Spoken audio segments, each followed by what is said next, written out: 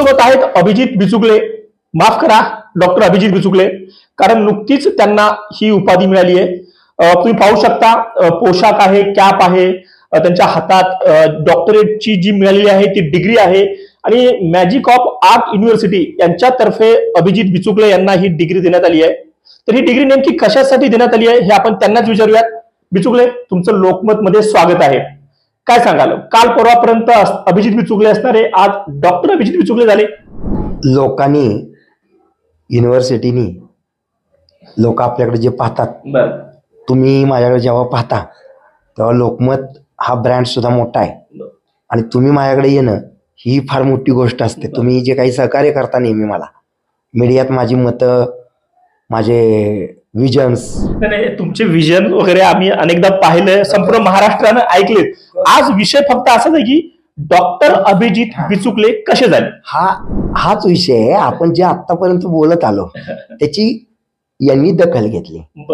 Magic Book of Records university जी आहे, art आणि एंटरटेनमेंट युनिव्हर्सिटी, तर त्यांनी आर्ट आणि एंटरटेनमेंट मध्ये आपल्याला डॉक्टरेट दिली. पण नेमकं कशामुळे दिली? बिचुकलेंचं योगदान असं काय आहे आर्ट्स अँड फिल्म इंडस्ट्रीमध्ये की त्यांचा दखल घ्यावी वाटली, तुम्हाला डॉक्टरेट ही पदवी द्यावी वाटली? आता हा उलटा प्रश्न झाला. मला वाटतं की हे सगळं तुम्हाला माहिती आहे.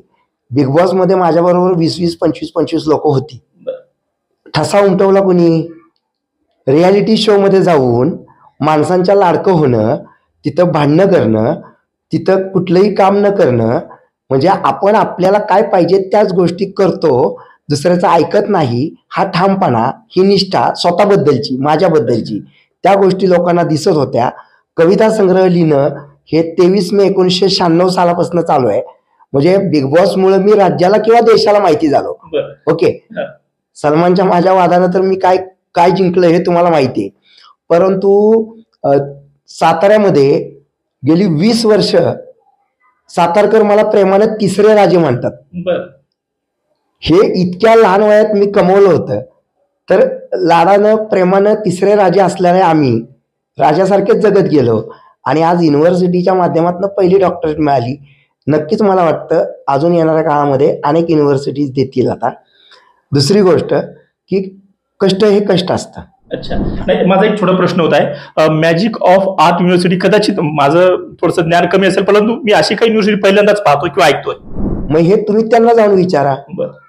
तुम्हाला काय संशय असेल तर तुम्ही केंद्र शासनाला जावा. अच्छा, मग या युनिव्हर्सिटी बद्दल तुम्हाला संशय असेल तर मध्यंतरी 15 जूनला रिझर्व्ह बँकेतल्या काही छापखान्यातले 82,00,000 डॉलर्स इतकी रक्कम जी बाहेर गेली ती नरेंद्र मोदींना विचारा. मग ही निवडणूक कशी चालली, मग तुम्ही नोटाबंदी का करत नाही, तेवढ्या नोटा गेल्या, तर हे तुम्ही त्यांना विचारा. अच्छा, लक्षात आलं तुमच्या? आणि देवेंद्रजींना विचारा की अजित पवारांवरती देवेंद्रजींनी आरोप केले होते की 70,000 कोटी रुपये अजित पवारांनी सिंचन घोटाळ्यात सुनील तटकरे बरोबर खाल्ले. असं कोण म्हटलं? अभिजित बिचुकले नाही, हे देवेंद्रजी म्हटले. मग देवेंद्रजीच आता त्यांना घेऊन फिरतात, त्याची शहानिशा करा, मग ह्याची शहानिशा करा. ठीक आहे, ठीक आहे. आता तुम्ही राजकारणात निवडणुकीचा विषय काढलाच.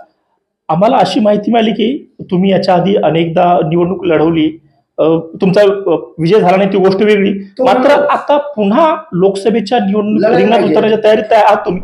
लढाई पाहिजेच ना, जोपर्यंत ध्येयापर्यंत पोहोचत नाही. तेच मी म्हणतोय की मी जर गेल्या 20 वर्षांमध्ये माझं नाट्य आणि कला क्षेत्र जर व्यवस्थित सांभाळलं असताना तर आज माझ्याकडे ऑस्कर असतं.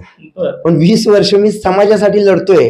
हे विविध जाती धर्मांच्या लोकांना, 18 पगड जातींना, 12 बलुतेदारांना जर कळत नसेल तर डॉक्टर बाबासाहेबांचं संविधान येणाऱ्या काळामध्ये कसं जिवंत राहील हा प्रश्न आता मला पडलेला आहे. आणि हा प्रश्न अनेक लोकांना आहे. भारतातल्या संविधानामुळे देश आपला चाललेला आहे आणि संविधान धोक्यात येता कामा नये. सगळं करा पण संविधानावरती येऊ नका. लोकसभा तुम्ही लढवायचा विचार करताय, विचारात आहात म्हणताय, पण कुठला मतदारसंघ निवडलाय, कुठून उभे राहणार आहात? ते सांगितलं. येत्या गुरुवारी आपण बऱ्यापैकी इकडे तिकडे एक दिवस, गणेश चतुर्थी आहे त्या दिवशी माझी उमेदवारी अंतिम अशी डिक्लेअर करू त्या मतदारसंघामध्ये. परंतु कुठला तरी एक, तुम्ही मागच्या वेळेस पुण्यातून निवडणूक लढला होता, त्यावेळेस तुमचा दणदणीत पराभव झाला होता. आता कुठला मतदारसंघ निवडला? दणदणीत पराभव झाला ह्याचीच बातमी तुम्हाला पाहिजे का? मग शरद पवारांची राष्ट्रवादी फुटली, त्याच्यावर जाऊन सांगा शरद पवार साहेबांना की तुम्ही दणदणीत आपटलात, इतके दिवस लोकांची घरं फोडली होती, मन किती जाऊन तिथं. तू मला असं बोलतो तसं पवार साहेबांना बोल. नाही ठीक आहे, नाही बघा ना, तुमचा मतदारसंघ ठरला का, कुठल्या मतदारसंघात लढणार? सॉरी, मग तेच गुरुवारी बोलूया आपण. बरं, आता नाही सांगणार, म्हणजे सस्पेंड ठेवणार आहात? अरे घामामुळे टोपी पडली, बरं मला माफ करा. बोला बोला. नाही तेच ना, आपलं हे जे आहे त्याचं मान सन्मान आहे ते. आता तुम्ही मला सांगितलं हे जरा हातात घ्या. एक मिनिट, त्या ठिकाणी नक्की कुठला मतदारसंघ आहे तेच आपण येत्या गुरुवारी तुमच्या समोर मांडूया.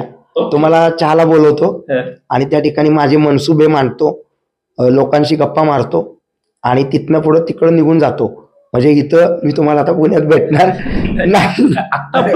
आतापर्यंत सातारा. अच्छा, सातारा लोकसभा लढवणार आहे म्हणजे पुन्हा एकदा उदयनराजेंविरुद्ध तुम्ही दिसून. मी फक्त एक सांगतो, लोकमतचे जे सिनियर आहेत या माणसाला मी आता एक बोललो तरी त्याला कळलं नाही, त्याचं उत्तर मी देत होतो, ते तुम्ही घ्या लक्षामध्ये धरणा साहेब ना की मी याला सांगतोय की मी आता इथून पुढे पुण्यात दिसणार नाही तुम्हाला, मी तिकडे चाललोय, तरी हा माणूस म्हणतोय कुठं. बरं ठीक. बिचुकलेंनी आतापर्यंत किती निवडणुका लढवल्यात? 2004 पासूनच्या सर्व निवडणुका, म्हणजे 20 वर्ष गेली माझ्या आयुष्यात. 20 वर्ष गेली. तेच म्हणतोय मी, हे कुणासाठी करतोय की लोकांचे मूलभूत प्रश्न असतात लोकांच्या. आता तुम्हाला सांगतो की मोदी साहेब जे प्रायव्हेटायझेशन करतायत, काय होणार आहे तुम्ही मला सांगा. आणि एकीकडे आमचे मराठी बांधव हे आरक्षण मागतायत. मला प्रश्न पडलाय की जर नोकऱ्या नसतील तर आरक्षणाचा उपयोग काय आहे.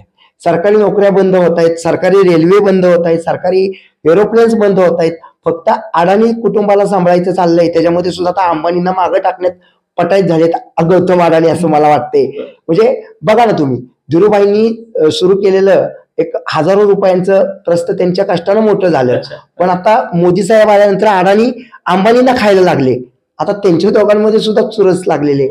पण गंमत अशी होती की सर्वसामान्यांना कोणच नाही हो. ह्या सर्वसामान्य लोकांना बाबासाहेब आंबेडकरांचं, विश्वरत्न डॉक्टर बाबासाहेबांचं संविधान जिवंत ठेवायला कोणीच नाही असं मला वाटतं. त्याच्यामुळे अभिजित बिचुकले पुन्हा एकदा निवडणुकीच्या रुमात उतरणार आहे. पहिल्यापासून तोच आहे ना. मी सर्व समाजांना मानतो, मी रोजे सुद्धा करतो.